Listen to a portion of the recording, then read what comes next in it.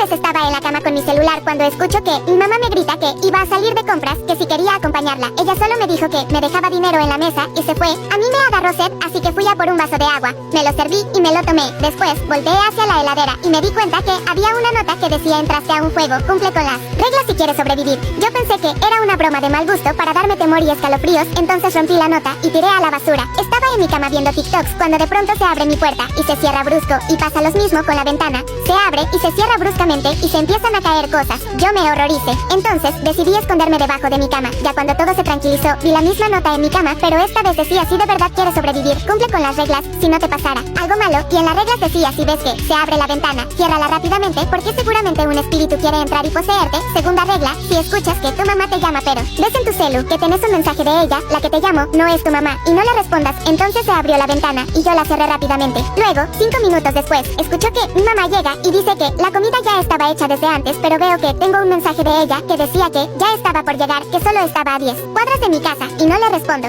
La voz se hacía cada vez más y más gruesa, y escucho que esa cosa se acercaba a mi recámara. Yo me asusto y llamo al 911 y me decían que llegaban en 5 minutos. Pero esos 5 minutos pasaron a ser 15 minutos. Cuando dejé de escuchar ruidos, me desesperé, ya que los policías no llegaban. Llamé de vuelta pero no contestaron. Así me fijé por una ventana a ver si había alguna señal y me quedé horrorizada. Eran los policías pero descuartizados. También había una patrulla, pero adentro los policías estaban desmayados. Pero yo me preguntaba: ¿y dónde está mi mamá? ¿Dónde carajo está? Yo no sabía qué hacer, así que lo único que pude hacer es saltar desde la ventana y quedarme en el casa de un vecino. Pasé 1 hora y media explicándole al vecino todo lo que me sucedió. Me creyó ya que tenía algunos cortes por desesperación y tics que me hicieron chocar contra la punta de varios muebles, causándome esos cortes. Después llegó mi mamá llorando y abrazando, jurando que no iba a volver a dejarme sola, y desde ahí que no me dejan sola.